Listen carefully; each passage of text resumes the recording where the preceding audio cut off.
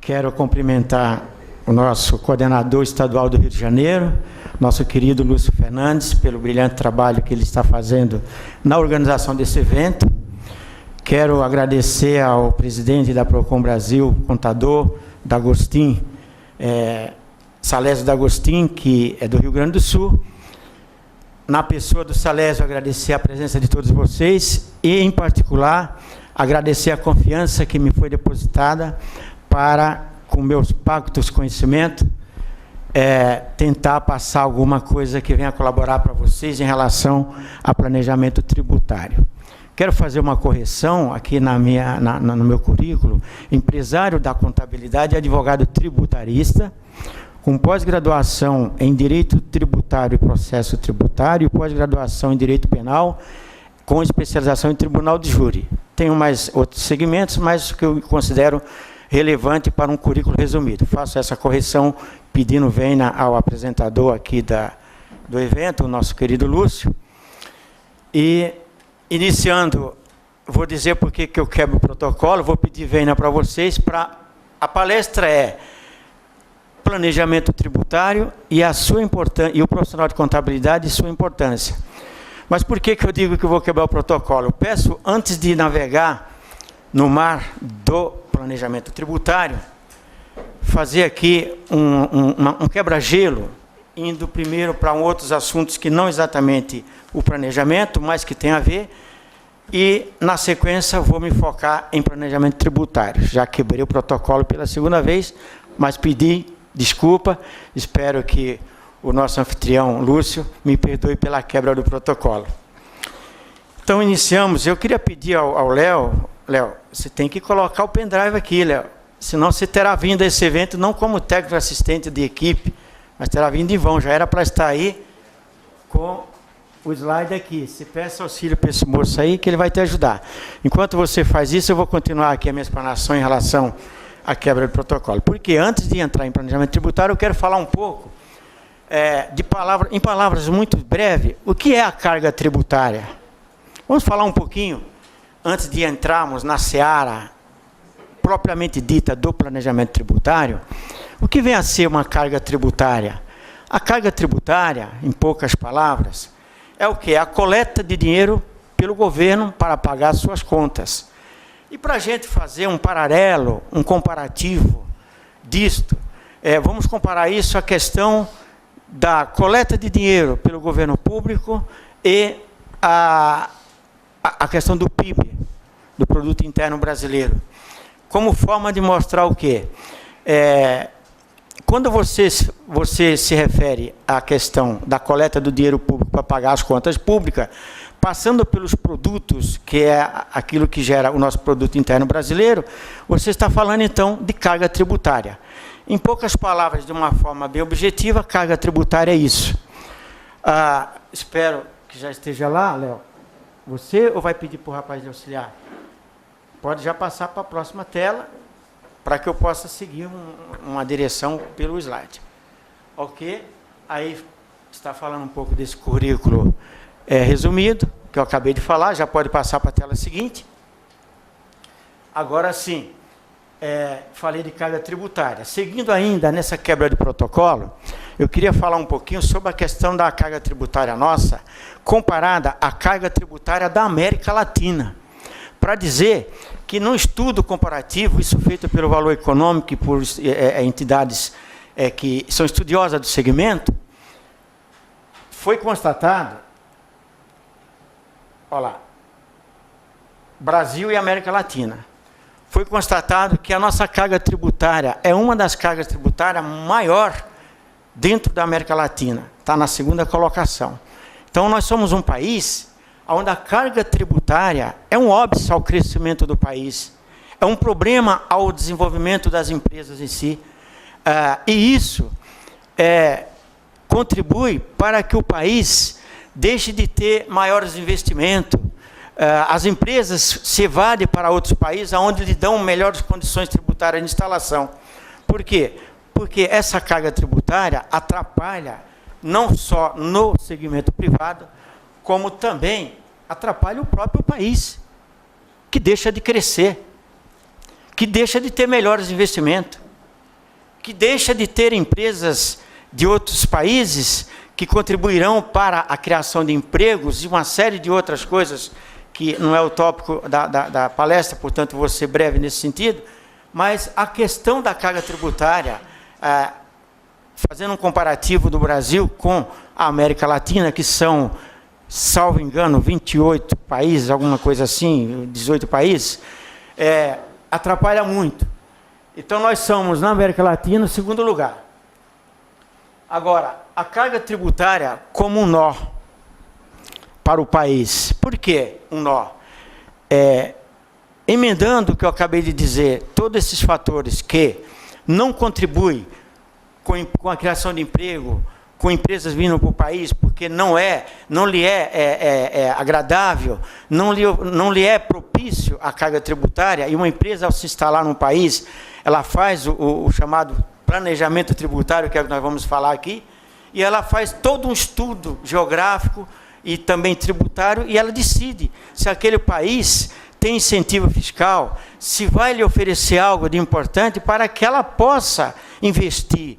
Porque uma fábrica, por exemplo, da natureza e do porte da General Motors, da GM, ou mesmo hoje a Hyundai e tantas outras aí na linha de montadoras, né? Para se instalar no Brasil ou em qualquer outro país, ela tem que investir muito na infraestrutura inicial, desde a escolha da área geograficamente econômica e fiscal apropriada e assim por diante. Então, o país perde muito com isso. Por que é um nó para o país? Porque tem esses entraves ao invés de contribuir para que o país se desenvolva, as empresas que no país estejam se sintam confortáveis e possam investir mais, e investindo, gera emprego e produz. E aí a venda do produto, quer seja saindo como importação ou exportação, vai aumentar a arrecadação no PIB. Isso tudo é somente positivo para o país. Mas enquanto tivermos uma carga tributária no porte da nossa, a exemplo do que é a questão do encargo sobre os encargos trabalhistas em folha de pagamento, que é outro problema, outro fator que contribui para não se ter emprego nesse país, enquanto não pensarmos em mexer nisso, o país continua travado em termos de crescimento. Ainda dentro desse tópico, a questão da competitividade e produtividade brasileira bate no mesmo nó da carga tributária. Porque o nosso país, ele é um país de confisco. Já desde a coroa portuguesa, nós já tínhamos uma carga tributária que se iniciou com 25%, 15% e foi para 25%.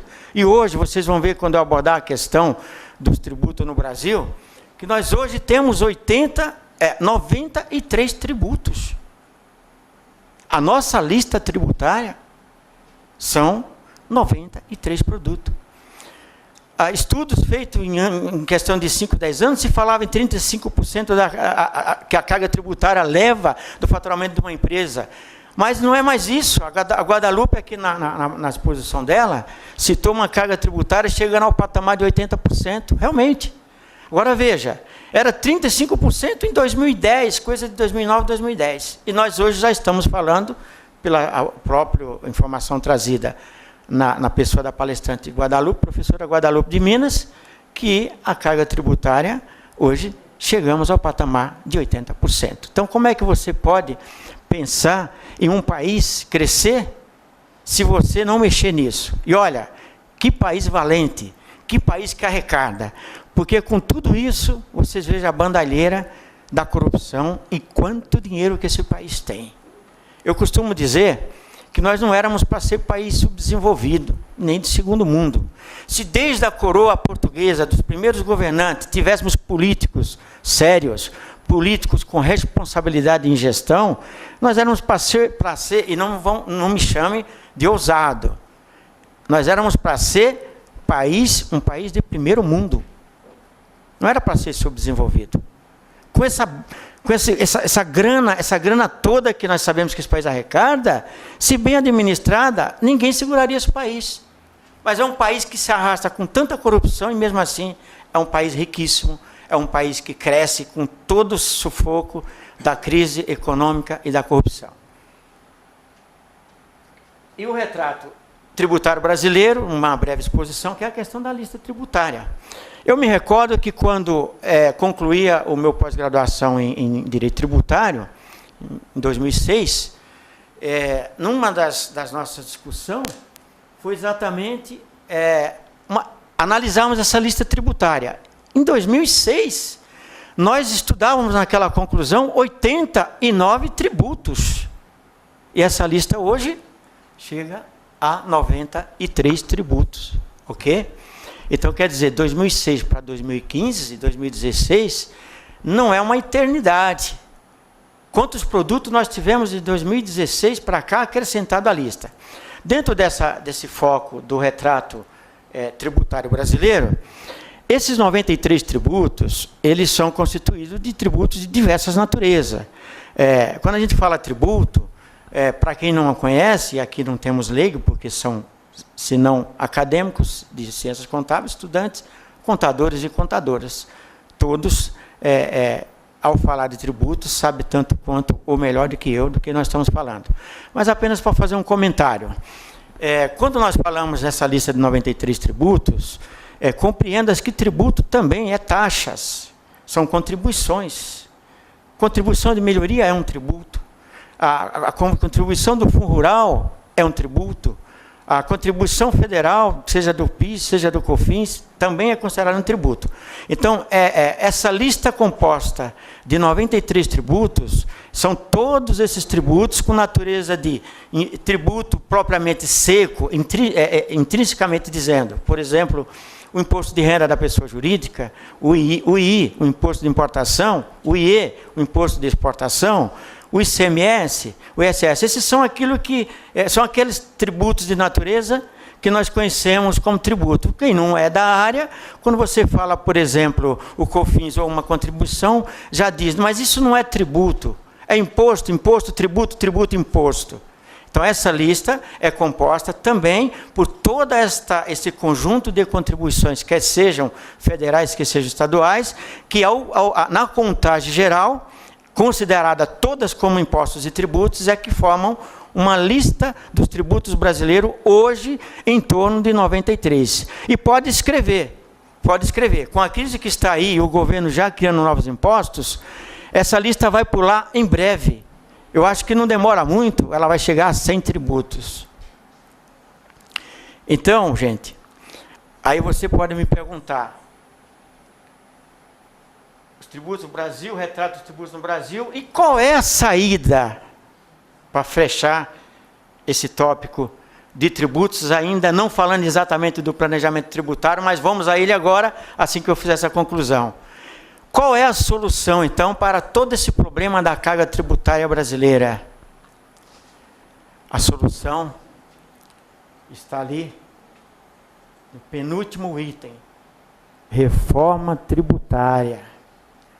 Como fator decisivo, eu diria, obrigatório, essencial, indispensável. Não há como governar se não pensarem em fazer a reforma tributária, mas fazer uma reforma tributária com inteligência, com sabedoria, para não implicar e não incorrer nos erros que já vêm se incorrendo nesta fábrica de fazer e que se criar impostos. Então, a saída é a reforma tributária. Fugindo um pouquinho da seara, para citar apenas a título de ilustração, a exemplo da questão da crise política no Brasil. A nossa crise política, políticos, ladrões. Né? Hoje se fala com a boca cheia. Né? Ladrões. Nós temos aqui, recentemente, essa semana, 2 ex-governadores num escândalo, num constrangimento terrível. Eu fico me perguntando se vale a pena roubar tanto dinheiro e depois de autoridade de um Estado, homens que tinham poder como governantes, se ver hoje passando por um vexame, a exemplo desse governador agora no hospital, e o outro lá do outro lado. Gente, que coisa maluca, que coisa horrível. Eu acredito que esses homens jogando 2 milhões de reais aí no alto mar, eu não sei onde é que está esse dinheiro, que eu preciso ir lá ver se aparece um pacotinho também. 2 milhões de reais para fugir de uma blitz. E hoje está numa condição humilhante, sendo humilhado. Homens, como um deles disse, não me manda para o presídio de Bangu, porque lá eu mandei muitos para lá, se eu for para lá vão me matar. Homens que eram autoridades que mandavam por alguma, não é o papel específico dele, que é o Poder Judiciário, mas emanava do seu poder também como governador, mandava os camaradas lá para o presídio. Hoje ele não pode ir para aquele presídio, que poderá morrer. Eu não quero estar, mas eu fico imaginando, como será? Eu não teria infartado? Não, dar um tiro na cabeça eu não daria, porque isso é um ato de covardia, né? E se tem uma coisa que eu não sou e nunca vou ser, é covarde. Mas eu acho que eu teria infartado passar por todo esse vexame. Muito bem. Então, a exemplo da reforma tributária como solução para o problema do crescimento do país, passando por todo o crivo, do que eu já falei, empresas, investimentos, etc. Também lá na outra ponta do iceberg, a questão da crise política. É outra reforma urgente, que é a tal da crise política, passando aí também pela reforma previdenciária e a reforma política. Será que vamos fazer? Nós ouvimos falar disso há muito, né? Muito bem. Pode passar a próxima. Agora, ainda na quebra de protocolo, antes de ir no planejamento, eu vou falar um pouquinho agora sobre a questão dos regimes tributários. E vou pegar uma canchazinha, uma caronazinha, para falar um pouquinho da questão das peculiaridades da tributação de sociedade cooperativa. Para quem não sabe, eu sou especialista em licitações, em legislação de licitações e também na área de cooperativismo. E aproveito o gancho para dizer para o nosso amigo Dete, que aqui no Rio tem sim o Tribunal de Contas da União e atua muito junto às prefeituras. Eu que trabalho pela área privada, mas assistindo algumas empresas aqui que têm a ver com a administração pública, que trabalham, que prestam conta, cujo faturamento é da administração pública, tem sim. O Tribunal de Contas do Rio de Janeiro é muito atuante, tem excelentes jurisprudências de clivo administrativo. Mas vamos lá. Para falar da questão, eu vou pedir a liberdade de vocês ficarem meio de lado, para que eu possa usar essa canetinha linda aqui, em forma senão ela não vai perder a finalidade. Então, eu vou falar um pouquinho de regimes tributários, e aí nós vamos entrar a fundo na questão do planejamento tributário. Bom, todos aqui são profissionais que conhecem este assunto. O Brasil tem intrinsecamente 4 modalidades de regimes tributários. Começa pelo Simples Nacional, para as empresas que são microempresas e empresas de pequeno porte, e que são reguladas pela Lei Complementar 123 de 2006. Elas têm um regime específico, considerado especial, obedece um limite de faturamento anual, e uma vez dentro desse limite de faturamento, ela poderá, se ela não tiver pendências, restrições com a Receita Federal, tem tudo isso, tá? Ela tem que estar com um cadastro bom. Se dever para o governo, você não faz nada. Eles são muito eficientes para cobrar e muito eficientes para travar a vida das empresas quando não pagam os tributos. São tão eficientes que estados como o Rio de Janeiro e São Paulo está acontecendo isso agora. Recebe por repasse no convênio do Ente Federativo União e Estado e município, o ISS para o município, o ICMS para o Estado, que é recolhido na forma de recolhimentos unificados de impostos pelo regime simples. Como os Estados não têm dinheiro para... Como as empresas estão em crise, não pagaram para os respectivos entes federativos. Eles não pagam, não repassa para o Estado e para o município. Nós estamos essa semana lá no escritório, está uma correria vindo, bloqueio, gente, bloqueio de dinheiro em conta, uma coisa absurda sem ordem judicial. E notificações de ICMS, travando as empresas e dizendo que se não pagar vai para o cadinho, por conta do quê? Quando o Estado, ou quando a União disse, olha, a empresa não pagou, portanto não vou te repassar, vocês acreditam que de uma forma de cobrança sorrateira, e na minha visão como advogado, ilegal, Estão cobrando e notificando as empresas e travando as empresas, bloqueando dinheiro das empresas. Por conta disso, como que dizendo, olha, eu não recebi da União porque você não recolheu como empresa do Simples, mas eu estou te notificando, violando o critério do regime tributário do Simples Nacional, porque se não foi pago, só a União pode exigir essa arrecadação. Pois você entendeu que é o Brasil. Eles, no desespero e na competência que eles têm para arrecadar impostos, estão fazendo isso. Então, a empresa, uma das modalidades de regime tributário é o Simples Nacional. O segundo é as empresas pelo lucro presumido. Eu vou fazer um parâmetro em breve. Não é toda empresa que pode optar pelo lucro presumido, porque existe, até por imposição legal de legislação tributária, exemplo, por exemplo, dos bancos, instituições financeiras, factories e cooperativas de crédito, que obrigatoriamente elas têm que optar pelo regime do lucro real. Mas, fora isso, a empresa faz a opção pela sua opção pelo seu regime tributário, pelo lucro presumido. Dentro desse critério de lucro presumido, a empresa, eu chamo isso de uma fórmula matemática, onde a empresa ela opta por uma fórmula matemática que, para uma lista de serviço, vou citar isso, mas varia de acordo com o segmento, mas vou dar um exemplo das prestadoras de serviço, mão de obra, etc., que ela calcula esse imposto presumido. É uma base de 32%. Sobre esta base de 32% do seu faturamento bruto, 15% é o imposto devido para o lucro presumido. Mas aí, e aí já é planejamento tributário, nós vamos falar disso um pouquinho lá na frente, não é, mesmo a empresa optando pelo lucro, podendo e optando pelo lucro presumido, há necessidade de planejar preventivamente, antes de fazer a opção, e aí entra a figura importantíssima do profissional da contabilidade, já me antecipando, porque vou falar um tópico sobre a importância do profissional da contabilidade e o planejamento, no planejamento tributário, não é o planejamento, é a importância deste profissional no planejamento tributário. Muito bem. Mesmo ela podendo optar pelo lucro presumido, há exceções em que deve-se fazer um estudo prévio e às vezes, deixar de optar, por exemplo, pelo lucro presumido e fazer uma opção hoje pelo regime de caixa, que é aquele regime hoje já criado pela questão das normas internacionais de contabilidade, isso que foi falado aqui hoje, né? Se você, por exemplo, é uma empresa do lucro presumido, mas o seu faturamento predomina o recebimento a prazo, se você fizer essa opção pelo lucro presumido, é desvantajoso.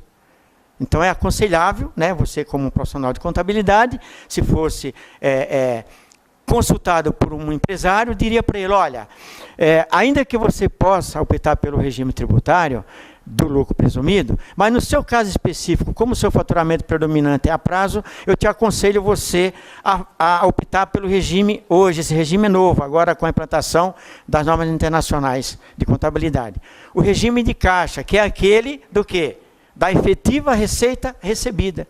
Porque se eu vou receber a prazo e opto pelo lucro presumido agora, eu vou recolher agora aquilo que eu poderia postergar para recolher mais lá na frente com a concretização efetiva da receita. E aí eu já estou falando de planejamento tributário também. Por quê? Uma das coisas que o executor, o profissional, ou não precisa ser exatamente um contador, vocês vão ver lá na frente, se bem que eu entendo, que bom que seria, mas não precisa necessariamente ser, para fazer o planejamento tributário, mas aquele que vai ficar responsável, ou que lhe é solicitado uma execução do planejamento tributário, isso também ele já tem que observar como um estudo preventivo da questão tributária para dizer para o empresário, olha, não opta pelo regime neste momento de lucro presumido, porque como o teu faturamento é a prazo, é melhor que você opte pelo regime de caixa, porque se você for receber daqui 90 dias, aquilo que você terá que recolher os impostos daqui 90 dias, você tem que recolher agora. Então já é uma das coisas essenciais no planejamento tributário, passando aqui pelo crivo do lucro presumido. Agora, o lucro real. O lucro real é aquele lucro em que umas são obrigatórias, bancos, como eu já citei, factory e cooperativas de crédito, e mesmo que uma empresa fora dessa natureza ou desse porte possa optar pelo lucro real, o lucro real é uma coisa mais séria, requer que você, profissional da contabilidade, faça um estudo mais minucioso, mais completo, porque a questão do lucro real, ele é muito complexo, porque é aquela história da receita recebida, o faturamento bruto, a DRE, né? Aqui nós estamos montando a DRE, certo? Menos despesas administrativas, menos despesas tributárias, menos despesas com cargos de folha, trabalhistas, e aí custos diretos, custos indiretos, e uma série de coisas que pode ser deduzido, e aí na montagem dá aquela coisa que nós todos conhecemos e que adoramos, amamos esse negócio que eu vou falar agora, chamado LALU, aquela coisa do diminui, subtrai, aquilo, quando um contador vai fazer aquilo pela primeira vez, é um verdadeiro sacrilégio se não mandar o cara para o inferno e depois voltar, mas é através do LALU que você faz essa apuração, e aí no final você vai ter o lucro líquido. Se você tiver lucro, você passa a recolher os seus tributos, e não é todos, não estou falando aqui de contribuição, estou falando de tributos mesmo, porque para o lucro, para você pegar como base o lucro líquido, é o imposto de renda da pessoa jurídica, é a contribuição social sobre o lucro líquido, o COFINS e o PIS já não é porque é sobre o faturamento bruto, então tem aqueles tributos que aí com o lucro líquido você passa a recolher sobre o líquido, portanto, se a empresa tiver um grande faturamento, mas também no paralelo um grande custo, com todas as despesas embutidas, é que poderá ser viável a opção pelo lucro real. Do contrário, sai pela tangente, vai para a direita, depois volta para a esquerda e diz, não opta pelo lucro real, que o pote da sua empresa não é compatível, você vai pagar mais imposto do que se optasse por qualquer outro regime. E por último, o que nós chamamos ali de por arbitramento. Para alguns estudiosos da ciência contábil, do segmento, pode dizer assim, mas o arbitramento não é um regime tributário, é sim. Só que eu chamo o regime tributário de ofício, que é aquele que é exercido somente pelo agente fiscal, pela autoridade fiscal. Em que momento vai se dar o regime tributário por arbitramento? É quando o DET, mas o DET é na fiscalização pública, portanto ele não vai fiscalizar a empresa, mas se o DET fosse um agente fiscal da Receita Federal, se depara diante de um processo de fiscalização, e ele verifica que a sua escrituração contábil e os demais elementos que ele tem que observar, por alguma razão, omitiu o imposto, a sonegação fiscal, uma das coisas que não falaram daqui a pouco no planejamento, né? E aí ele diz assim, olha, eu constatei irregularidade na sua contabilidade, na sua escrituração contábil ou fiscal, e eu vou passar a arbitrar a sua empresa, e aquela receita, aquele faturamento que você omitiu, eu vou tributar você por arbitramento. Então, esse é um regime tributário exercido somente pela autoridade fiscal tributária. Mas, na minha concepção, e como tributarista, eu sustento que é um regime também, portanto, eu defendo os 4 regimes intrínsecos. Agora, para finalizar essa quebra de protocolo, eu quero falar de uma forma bem rápida sobre as peculiaridades da tributação de sociedades cooperativas, essa que é regida pela Lei 5.764 de 71, de forma bem rápida. A cooperativa, com exceção da cooperativa de crédito e algumas particularidades para cooperativas de trabalho, as demais, elas estão isentas do imposto de renda à pessoa jurídica, pelo crivo do artigo 3º da Lei 5.764 de 71, que regula especificamente o cooperativismo. E ela também está isenta da contribuição social, hoje. Mas a contribuição social, não, está isenta da contribuição social e isenta do imposto de renda à pessoa jurídica. A contribuição social, hoje, ela goza dessa isenção, por força de uma instrução normativa e umas mudanças que houve na lei, consta da minha apostila, por sinal, Lúcio, não vai esquecer de sortear as postilhas, hein, Lu? Não vai jogar no mar igual fizeram aí com os dólares, não, hein? Isso aí foi, ó, noites de sono para fazer essa postilhazinha aí, de 26 laudas, mas fiz com carinho, trouxe bastante informações bem objetivas. Vamos lá. Então, eu dizia que a cooperativa, ela está isenta do imposto de renda à pessoa jurídica pelo crivo do artigo 3º da Lei 5.764 de 71 e da contribuição social. E faço um comentário breve. A contribuição social só a partir de 1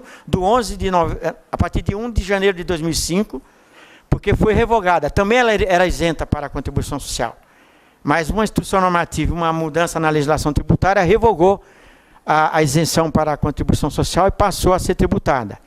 Tirando essas duas isenções, e aí eu estou falando de tributos, não estou falando da questão de retenção de imposto de renda na fonte, retenção de INSS, que aí tem um outro parâmetro, é sobre umas bases, que eu não vou entrar na seara, Mas na questão tributária, diretamente falando, intrinsecamente falando da tributação das sociedades cooperativas, ela está isento desses dois impostos, e a cooperativa de crédito não pode optar pelo lucro presumido só real, e a de crédito também não goza dessa isenção.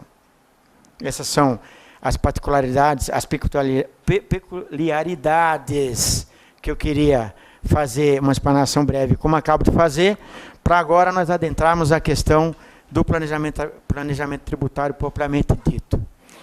E aí eu aproveito, enquanto manuseio aqui essa linda apostila. Não, eu tenho aqui, pode. Eu aproveito, enquanto eu manuseio essa linda apostila. Apostilha, aí vamos um pouquinho navegar para o português, bem breve. Aí tem também uns que ficam em dúvida, é apostilha ou é apostila?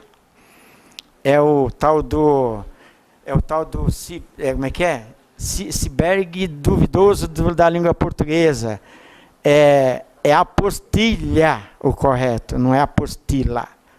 Apostila é a forma, em questão de língua portuguesa, errada de se escrever. Vamos lá. Palestra é isso, a gente tem que ser um pouco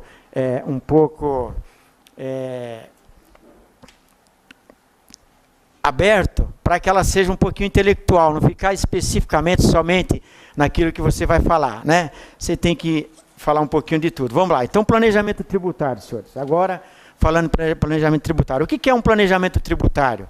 Planejamento tributário e a evasão fiscal é a mesma coisa. Quando você diz elisão fiscal. Te testei, tá atenta, hein? Tá atenta. Consultora especializada em tributos, eu falei, será que ela vai deixar passar? Elisão fiscal e planejamento tributário é as mesmas coisas. É planejar. Mas quando que se planeja? E aí eu vou usar a palavra preventiva. Bom é que esse planejamento tributário ele seja preventivo. O que é isso? A empresa tem uma preocupação através do seu diretor do departamento fiscal ou de controle fiscal de recomendar aos departamentos respectivos que façam um planejamento tributário para que ela diminua dentro da legalidade. Elisão fiscal, planejamento tributário, planejar para pagar menos imposto, tornar a sua carga tributária empresarial menos onerosa, significa planejar-se dentro da lei, usando o quê? A permissão legal que existe na legislação, aquilo que o legislador achou por bem, achou graça, ficou alegre, feliz, quando ele estava analisando lá o projeto de lei tributária, dizia assim, eu vou permitir que uma empresa, observando procedimento de lei, sem violar a lei, possa se planejar e pagar menos tributo, sem que para isso ela esteja praticando a evasão, a sonegação fiscal, que é outra coisa. É o contrário da elisão fiscal. Gente, eu não apresentei a minha esposa Arlete, contadora Arlete ali no canto, mas ela está dormindo. Vou acordá-la fazendo a apresentação, porque assim ela não dorme, ela está cochilando que ela dormiu pouco. A minha esposa Arlete é contadora também, fazendo a apresentação dela no meio da palestra, para a gente poder brincar um pouquinho na palestra, não ficar só na questão de tributo, porque o brasileiro já não aguenta mais falar de tributo. Eu adoro. Tributarista tem que falar de tributo, né? Então vamos voltar ao planejamento tributário e à elisão fiscal. Então é permitido. E quando é que você pratica isso? Quando você tem a cautela de usando profissionais do seu departamento, controlador de tributos, uns chamam de departamento fiscal, outros de diretores de departamento de controle de tributos, dizer, olha, estuda dentro da legislação, faz um estudo chamado planejamento tributário, implanta aqui para a minha empresa, para que, ainda que eu tenha que pagar impostos, e cumpra a lei sem desrespeitar a lei, ou faça dentro da lei, mas que o fisco, que o legislador me permitiu deixar de pagar um imposto ou não, ou se não deixá-lo de pagá-lo, mas pagá-lo ou pagar a menos, desonerando o quê? A minha carga tributária. Essa é a elisão fiscal. Olha, vocês me dão um alô, eu vou reservar os 10 minutos para perguntas, viu, Lúcio? Controla aí, porque quando eu começo a falar, sustentação oral em tribunais, 15 minutos. Quando eu vejo, só vejo o desembargador, doutor, doutor, e eu, mais um minutinho, desembargador, deixa eu concluir. Se não me parar, eu não paro de falar mais. Então, vamos lá. Então, a elisão fiscal é isso, é pagar menos impostos. Agora, de que forma você faz isso? E quais são os tipos de elisão fiscal? 2 tipos de elisões fiscais. Aquele que você pode fazer dentro da lei, de uma certa forma acabei de explanar, e aquele que você utiliza-se das lacunas, das brechas existentes na lei. Tem lei que diz, olha, você não precisa pagar esse imposto, porque essa lei aqui diz que você está isento, ou você poderá pagar, mas desde que você deduza isso, deduza aquilo, use essa contribuição, abata isso, abata aquilo, você vai pagar menos impostos. Mas a outra forma e o outro tipo de elisão fiscal, e são só 2, além de fazer dentro da lei, o outro é, através de expertos, contadores e advogados, porque é um engano muito grande dizer que o contador não precisa conhecer legislação, concordo plenamente com o nosso amigo Dete. O contador, sem querer ou querendo, queira ou não queira, vou ou não vou, ele é obrigado a caminhar com interpretação de legislação.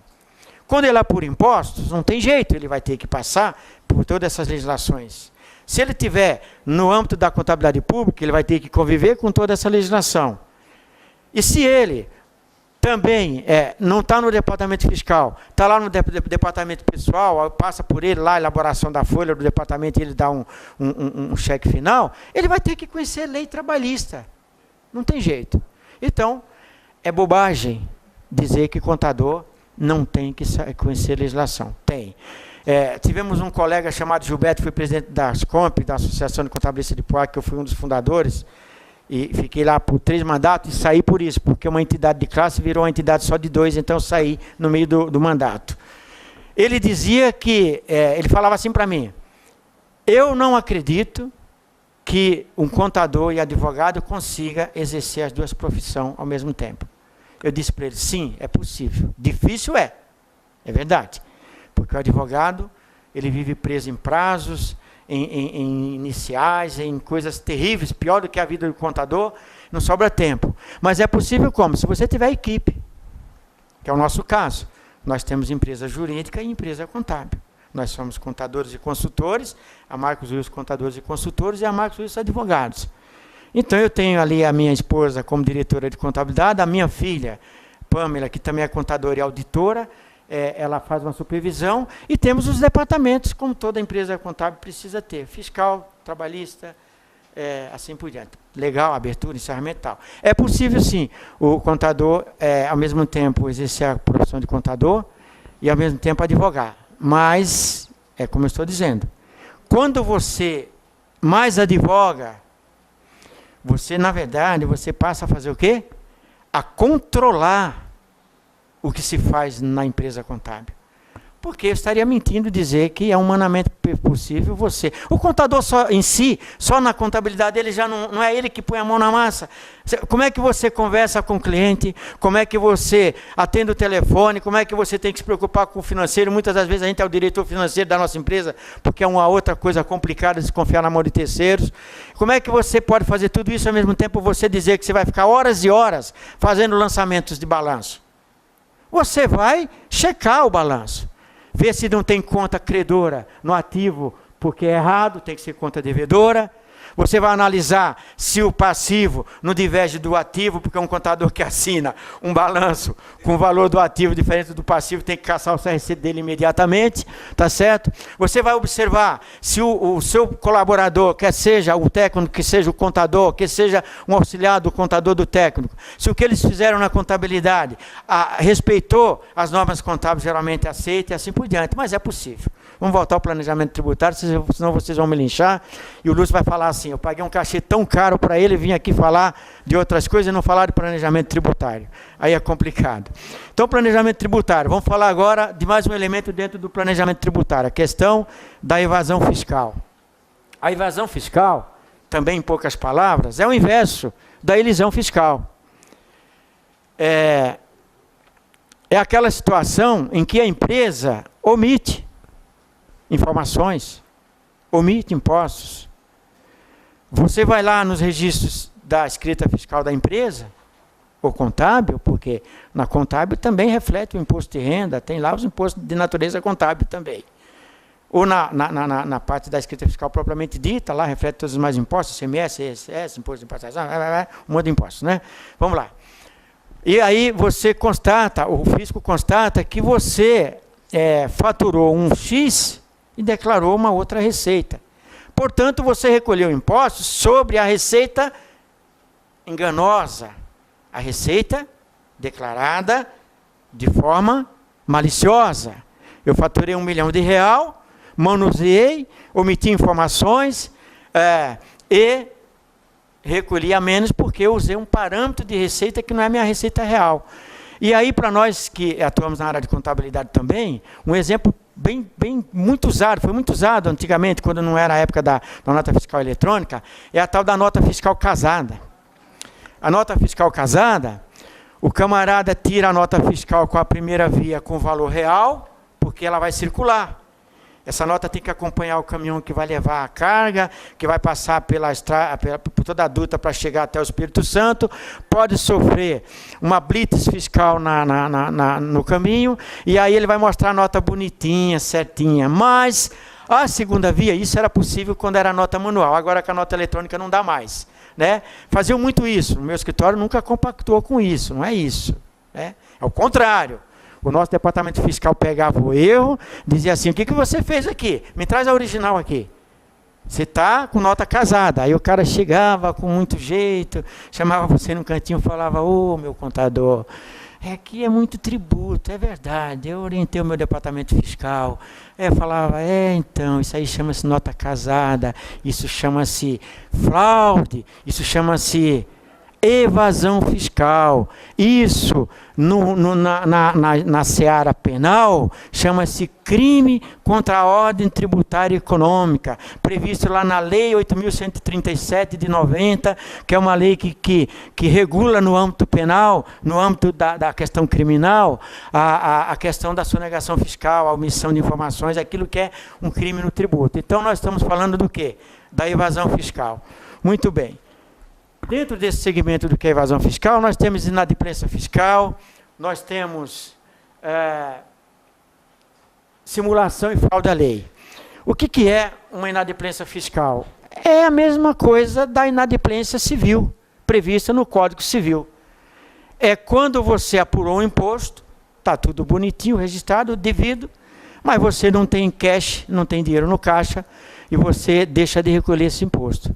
Você deixou de recolher o imposto, fora do prazo, o imposto, a legislação tributária cria uma coisa chamada agenda tributária, onde prevê os prazos tributários para recolhimentos, em regra, e hoje estão encurtando cada vez mais para que você recolha logo imediatamente, mas antigamente era comum dizer, o imposto desse mês eu vou pagar até o dia 30 do mês que vem. Hoje não é mais assim. Hoje, com a maioria dos impostos, fechou, já tem o dia 5, o dia 10, o dia 15, porque o fisco quer coletar dinheiro.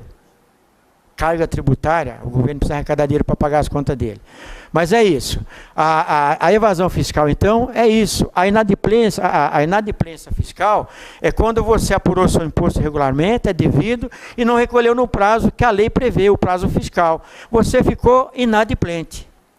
Não é isso? O que na esfera civil, por exemplo, uma duplicata, deixei de pagar, sou inadimplente, só que não é fiscal, é na esfera civil.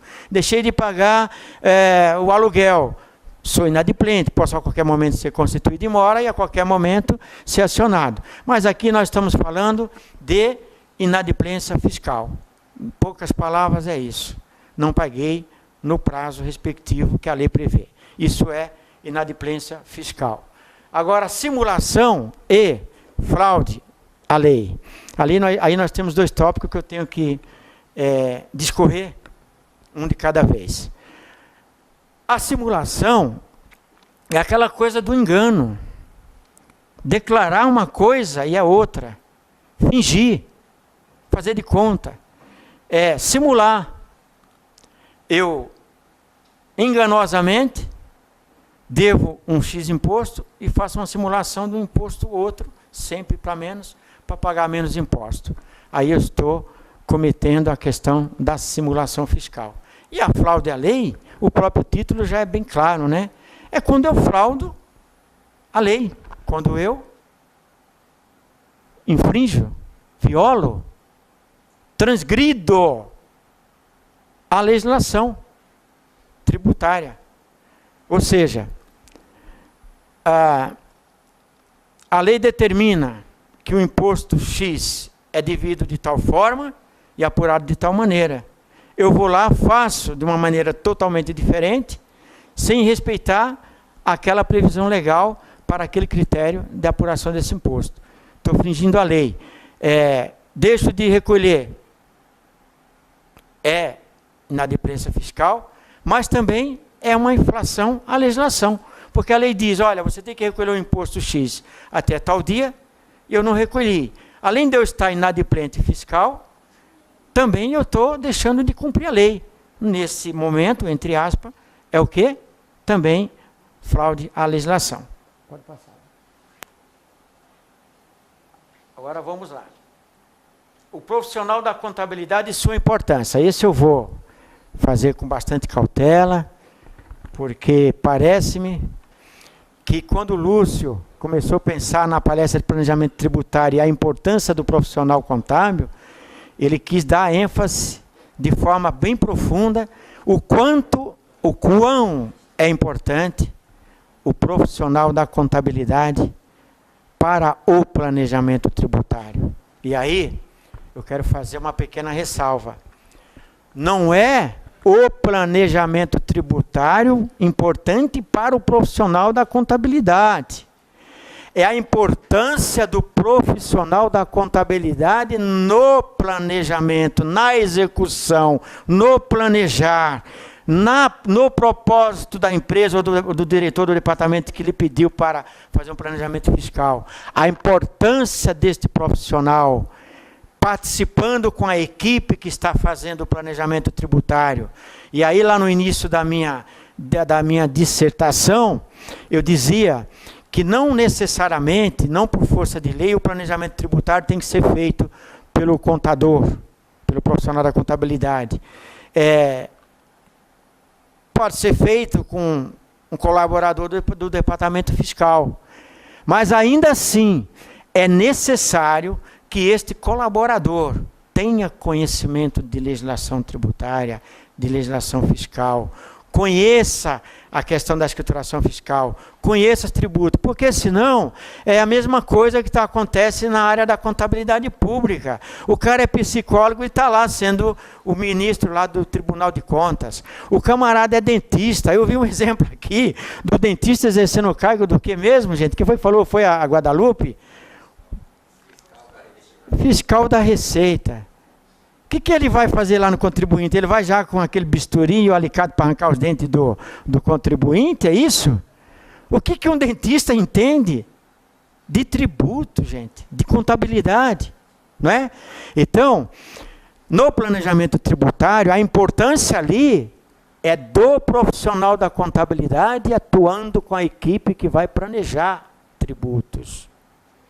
E se você me pergunta, mas e aí? A Procon está aqui preocupada, desesperada, porque a Procon defende que o profissional da contabilidade é importante em tudo. Tem que valorizar o profissional da contabilidade. E aí, Marcos, o que você acha? O que é o profissional da contabilidade no planejamento tributário? Para mim, essencial. É de tamanha importância que bom seria, e é, que o responsável pelo departamento fiscal, pelo controle fiscal, tenha consciência de que ele pode ter na equipe do planejamento uma pessoa do departamento fiscal, precisa de informações que vêm de outros departamentos, não é só do fiscal. Ele vai precisar, por exemplo, da contabilidade de custo, passar para ele informações do custo direto e indireto do tributo sobre aquele departamento, ou de um outro departamento qualquer que implique em questão de custo e tributos, para que ele tenha um planejamento tributário sólido, viável. Então, a participação do contador, da contadora, do profissional da contabilidade, no planejamento tributário é fundamental. Eu diria indispensável. Porque o planejamento tributário precisa de informações confiáveis e muitas informações, que não vêm só do departamento fiscal, vêm de outros departamentos. Por exemplo, o departamento de balanço. Necessariamente, se você quer um planejamento tributário sadio, você precisa chegar lá no diretor de contabilidade e perguntar algumas coisas para ele. Se você tem um balanço que você está analisando para entender se a empresa está recolhendo impostos a mais, se ela poderia recolher de menos, você vai ter que sentar com o contador da área da execução do balanço, da elaboração do balanço, tá certo? Então, é fundamental, viu, senhores profissionais da contabilidade? Tiro o chapéu para vocês. É fundamental que tenha o profissional da contabilidade no planejamento tributário por esta razão. Porque precisa de informações confiáveis, precisa de informações consolidadas, precisa-se de informações corretas para que na hora em que você faça a elaboração do planejamento fiscal, esse planejamento fiscal se conclua com condição de ser eficaz, de ter resultado que vá de encontro a atingir o resultado daquilo que se almejou com planejar do recolhimentos a menos ou deixar de recolher tributos, porque a lei permite, porque tem uma brecha, porque tem uma lacuna na lei. Muito bem. Então, durmam tranquilo, porque qualquer profissional que for elaborar um planejamento tributário e que queira fazer um planejamento tributário sério, ter menos risco desse planejamento tributário sair errado, sair a menos, sair frágil, ele vai dizer assim: eu quero que entre aqui na equipe que vai elaborar o planejamento tributário um profissional da contabilidade. Mas bom também que seja junto com advogado e de preferência tributarista, porque aí você vai ter o conhecimento técnico do profissional da contabilidade, que unindo, somando com o conhecimento jurídico do advogado tributarista, a empresa vai ter uma chance de ter uma excelente implantação de um planejamento tributário, com erros, com a possibilidade de menos erros. Esse item da necessidade, da importância do profissional da contabilidade no planejamento tributário, eu encerro dizendo que sim, para falarmos agora da questão da óbice ao planejamento tributário. Essa óbice ao planejamento tributário, ela veio com a introdução pela Lei 104 de 2001, Lei Complementar, que introduziu o artigo 116 no Código Tributário Nacional. Exemplo do que hoje se tenta o contador público fazer lá para apertar, para que a corrupção seja cercada e passe a ter menos condições de praticar corrupção. Aqui também o agente fiscal, a Receita Federal, ela buscou um jeito de, usando o legislador, para que fizesse alguma coisa para dificultar um pouco mais o planejamento tributário das empresas. Porque o fisco disse assim: caramba, eu tenho que respeitar o planejamento tributário desta empresa porque ela implantou respeitando a lei. Ela paga menos porque a lei permite. Ela paga menos porque tem uma lacuna, uma brecha na lei. Mas não é isso que eu, fisco, quero. Eu, fisco, quero arrecadar. E aí introduziram no sistema jurídico, no ordenamento jurídico brasileiro, o artigo 116 no Código Tributário Nacional, que é criado pela Lei 5.172 de 1966, o Código Tributário Nacional. E lá eles tentaram, viu, Dete? O que vocês estão tentando fazer, não que eu seja contra, eu só estou usando isso como ilustração, como um exemplo. O que o fisco fez? Ele tentou criar um óbice a que a empresa pudesse se planejar porque a lei lhe permite e diminuir o poder dela de se planejar tributariamente, entendeu? Aí, que nós chamamos de norma geral anti-elisiva. O fisco surgiu com a introdução no ordenamento jurídico desse artigo para encostar a empresa que faz o seu planejamento tributário contra a parede e dizer para ela assim: olha, por força desse artigo, o agente tributário poderá desconsiderar um ato ou um lançamento tributário fiscal ou qualquer atitude praticada na sua escrita fiscal, no seu controle fiscal, na sua contabilidade, se ele entender que esse ato, por alguma razão, ele tem indícios de que ele está desrespeitando a lei, tem de ir para um fraude à legislação. Então, ele tentaram dar esse poder para que o camarada diga assim, olha, eu estou desconsiderando, revogando, desconstituindo o ato que você praticou no seu planejamento tributário, porque eu encontrei aqui, no artigo 116, me deu poder como agente fiscal, aumentou o meu poder como fiscalizador fiscal de ir contra você. Porque antes desse óbice que o legislador fez para atrapalhar um pouco o planejamento tributário, a legislação dizia, antes disso daí, uns anos atrás, a legislação dizia que a empresa poderia pagar menos imposto. Ela poderia se planejar e desde que ela justificasse, pagar menos imposto. Então, a empresa tinha liberdade de pagar menos impostos, desde que ela pagasse sem violar a lei. E aí veio esse óbice ao planejamento tributário, por força do artigo 116, criando esse poder, introduzindo esse poder, aumentando o poder do agente fiscal, da autoridade fiscal, administrativamente, para quando ela entender que tem alguma coisa errada ali naquela apuração de impostos, naquele lançamento, e assim por diante, ele dizer, olha, eu tenho poder para desconsiderar, estou desconsiderando, estou revogando tal, e estou dizendo que você tem que recolher, se você quiser, se defenda. Esse é o óbice que foi criado à questão do planejamento tributário.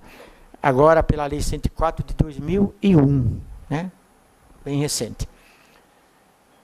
Agora, a contabilidade e o planejamento tributário. Nós acabamos de falar da importância do profissional da contabilidade no planejamento. E a contabilidade da empresa? Também. Mais ainda. E quem faz a contabilidade? O profissional da contabilidade, o contador e a contadora. Então, a contabilidade também é fundamental. Por quê? Não é no balanço que nós temos informações confiáveis, quando o balanço não é maquiado, quando o balanço é feito, correto, não se consegue. Eu digo para vocês, dizer que balanço é 100% certo, não se consegue. Como já foi dito aqui hoje, contabilidade, ciência da contabilidade não é prova, ou seja, ela não é certa, ela é uma ciência social. Portanto, presume-se que aquilo que se faz nos lançamentos contábeis, que são inúmeros, que às vezes até o próprio contador chega uma hora e fica doido, nem ele mais entende o que ele está fazendo naquele balanço, presume-se que aquilo é correto.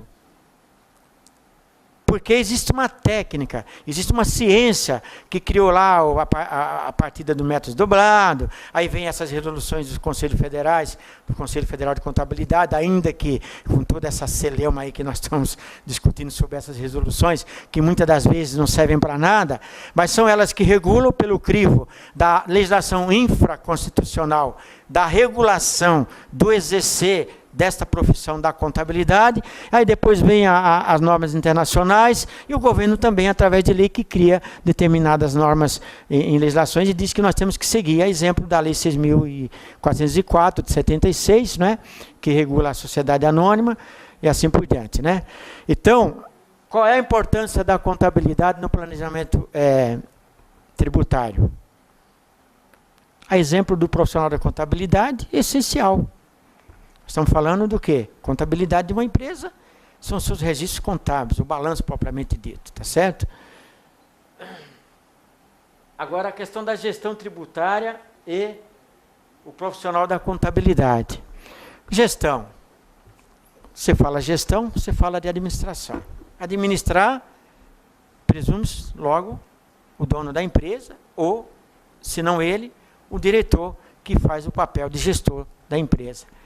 É fundamental que o gestor da empresa se convença e tenha consciência de que o planejamento tributário assim como o profissional da contabilidade é importante e essencial para o planejamento, o planejamento tributário para a empresa é também de suma importância.